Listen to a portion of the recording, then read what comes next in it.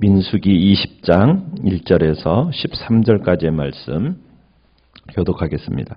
첫째 달에 이스라엘 자손 곧 온 회중이 신광야에 이르러 백성이 가데스에 머물더니 미리암이 거기서 죽음에 거기에 장사되니라. 백성이 모세와 다투어 말하여 이르되 우리 형제들이 여호와 앞에서 죽을 때 우리도 죽었더라면 좋을 뻔하였도다.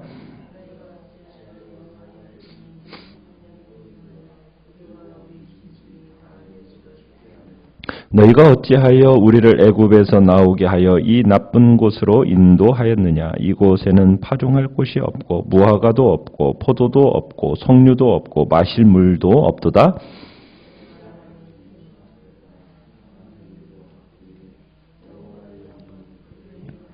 여호와께서 모세에게 말씀하여 이르시되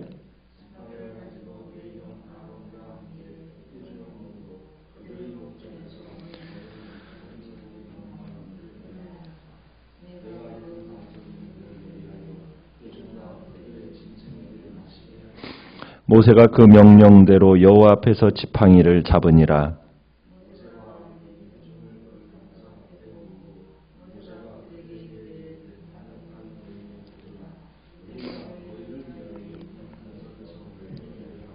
모세가 그의 손을 들어 그의 지팡이로 반석을 2번 치니 물이 많이 솟아 나오므로 회중과 그들의 짐승이 마시니라.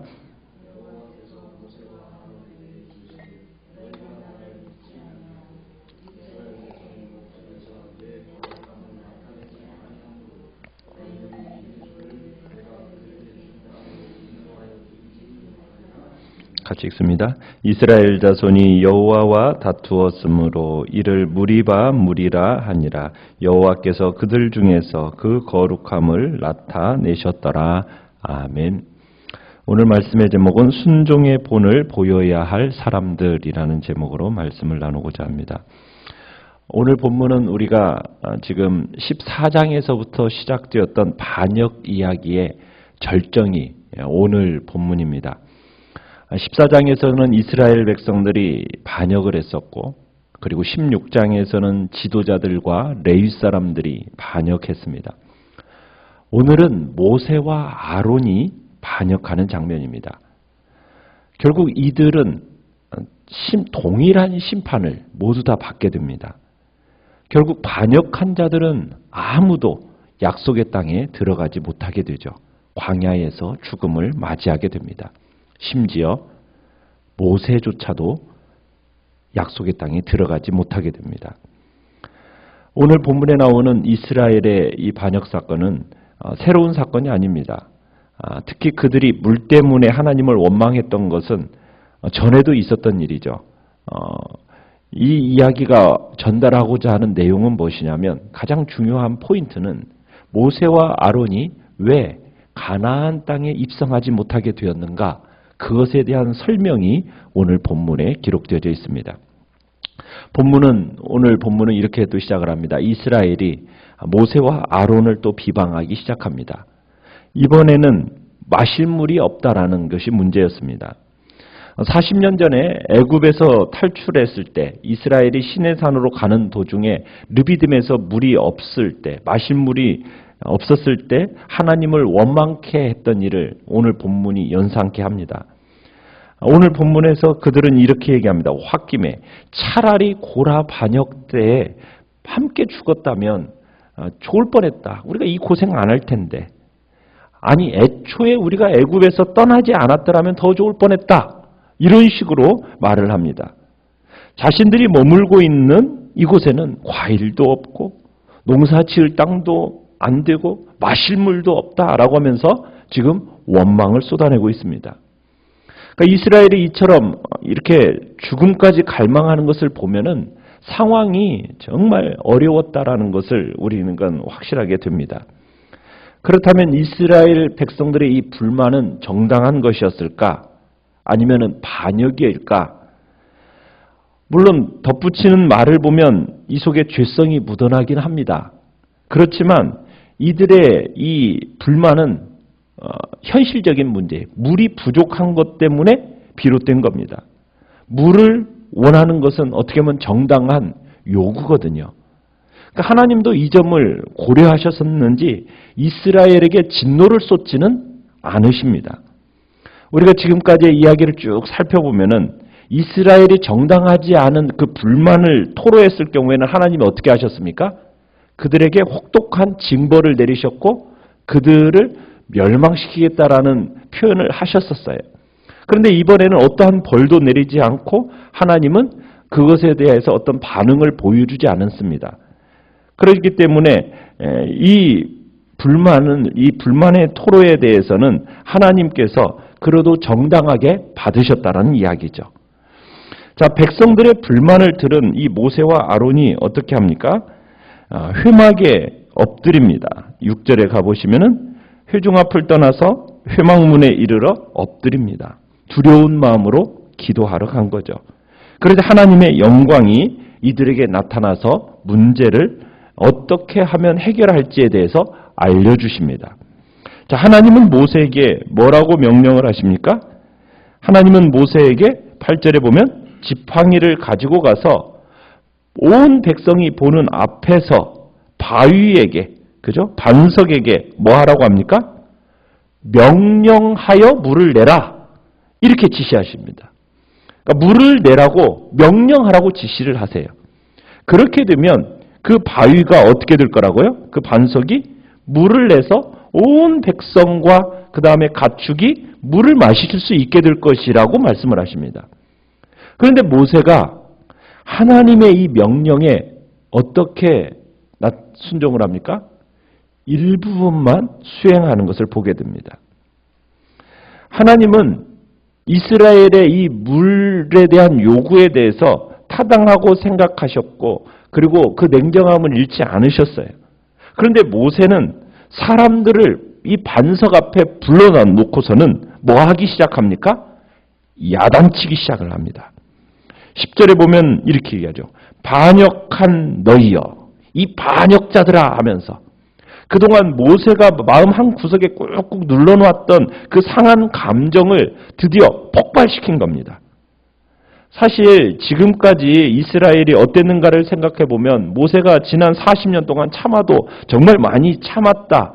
우리는 생각하지 않습니까? 모세도 그렇게 생각했을 겁니다. 어떻게 보면 모세의 심정을 우리가 충분히 이해할 수 있지 않습니까? 그간 지난 40년 동안 이스라엘의 요구사항 계속 들어주었고 고기 달라고 하면 고기 주고 빵 달라면 빵 주고 그런데도 이스라엘 백성들은 어땠어요? 항상 불만이었어요. 좀 필요한 것이 있으면 좋은 말로 공손하게 와서 이렇게 좀 달라고 하면 얼마나 좋겠어요. 근데 항상 원망과 불만을 앞세우면서 자기들의 그 요구사항을 전달하지 않았습니까? 주면은 어때요? 감사할지는 알면 또 몰라요. 감사할 줄도 몰라요. 모세가 그렇게 기도해가지고 그들의 필요를 그렇게 채워주면 그 수고에 대한 고마움의 표시가 없습니다. 그저 모든 것이 자신들의 권리이고 당연한 것으로 생각하는 거예요. 그러니 모세가 이 40년 동안 얼마나 힘들었겠어요. 게다가 우리가 1절에 가보면 최근에는 어떤 일이 있었습니까? 그의 누나였던 미리암도 죽었어요. 그러니까 지난 40년 동안 자신뿐만 아니라 온 집안이 이스라엘 백성들에서 봉사했어요. 근데 상황은 어때요? 하나도 변한 게 없어요. 그저 주의 백성은 불만만 쏟아내는 거예요. 그러니까 모세의 마음의 상태가 어떻겠어요?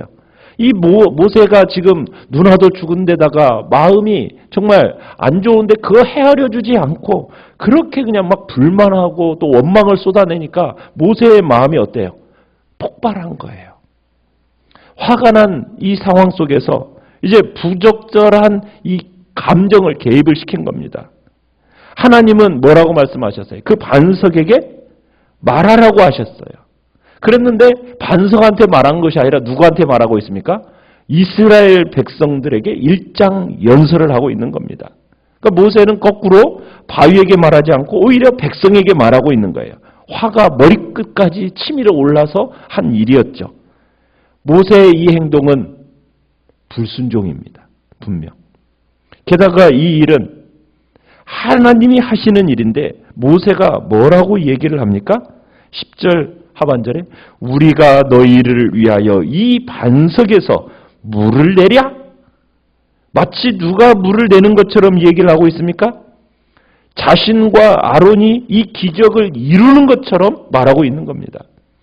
물론 분노와 좌절감으로 가득 찬 모세가 지금 화가 나서 내뱉은 말이긴 해요.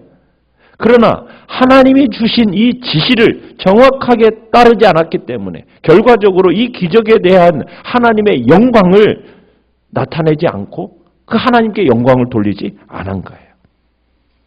하나님은 모세와 아론이 이에 대해서 장차 어떻게 될 거라고 말씀을 하십니까?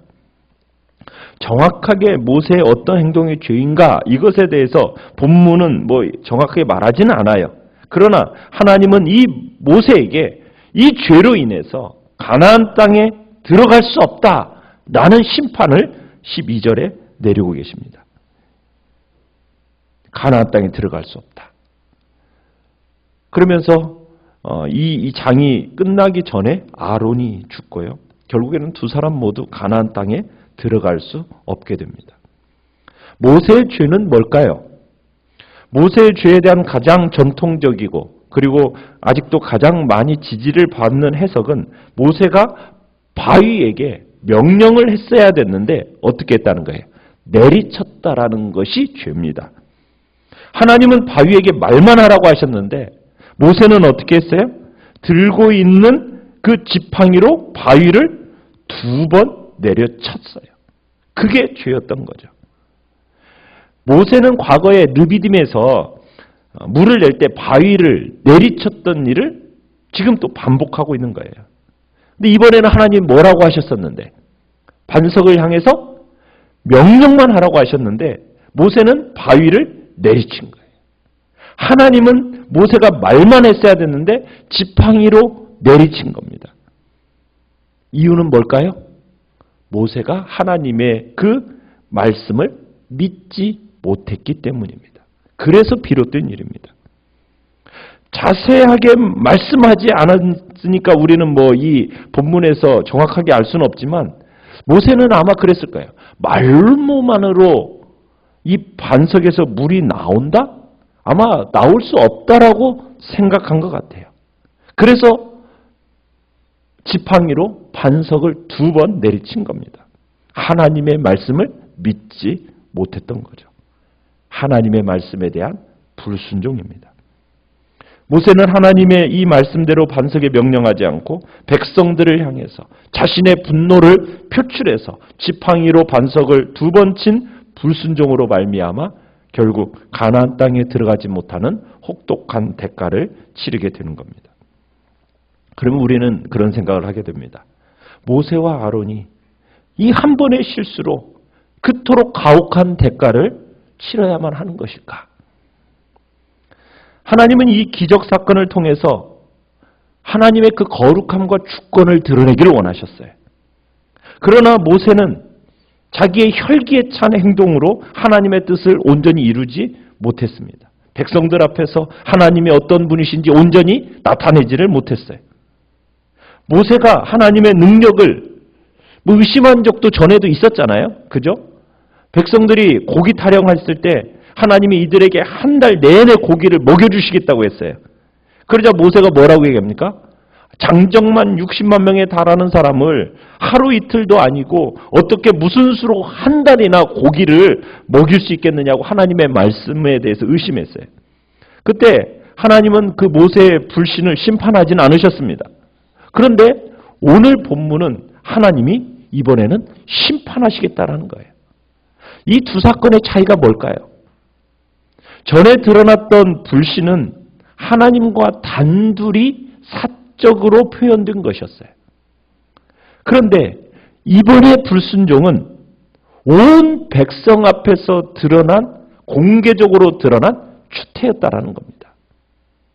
지도자는 사적인 장소에서도 그렇지만 공개석상에서는 더욱더 모범을 보여야 되는 겁니다. 순종의 모범을 보여야 할 이 모세와 아론이 온 백성들 앞에서 하나님께 불순종했기 때문에 대가를 치러야 했다라는 거예요. 하나님의 그 거룩하심이 온전하게 드러날 만큼 여호와를 신뢰하지 않은 것이 문제였던 겁니다.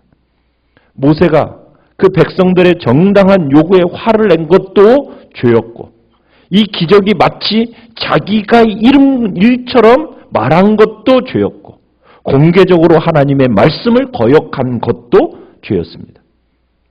이와 어떻든 간에 모세와 아론은 지도자로서 순종의 모범을 보여야 했던 거예요. 하나님께서는 특별히 세움받은 지도자들에게 하나님께서는 더 큰 책임을 물으십니다. 불순종과 죄에 대한 책임 반드시 물으시고, 그들을 향해서 공개적인 그 모습 가운데서 드러나는 그 불순종에 대해서는 더 강한 책임을 물으신다는 겁니다. 그러나 어쨌든 세우신 종이 잘못했다 할지라도 그들의 순종의 여부에 상관없이 하나님은 자신의 뜻을 이루십니다. 결국 하나님께서는 그 가운데서도 불순종했지만 그 속에서 물을 공급하심으로 다 먹여주셨죠. 그러니까 인간의 반역이 결코 하나님의 계획과 섭리를 막을 수는 없습니다.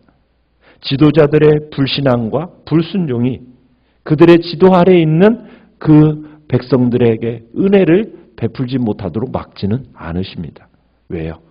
하나님의 백성들을 향한 긍휼과 자비가 주님의 마음에 있기 때문입니다. 우리는 믿음의 본을 보여야 할 위치에 있다면 우리는 책임을 가지고 정말 순종과 주님 앞에 믿음의 본을 보이며 살아가야 됩니다. 불신앙과 불순종의 모습이 보인다면, 혹시나 또 인간적인 생각과 혈기를 가지고 있다면 우리는 그거 다 내려놓고 하나님의 방법대로, 하나님의 말씀대로 행함으로 말미암아 하나님의 거룩함을 드러낼 수 있게 해달라고 우리는 기도해야 될 것입니다. 말씀의 권위 아래 우리는 납작 엎드려서 순복함으로 모세와 같이 혈기로 반석을 치는 일이 없게 해달라고 우리는 이 시간에 기도하며 나아가야 될 것입니다.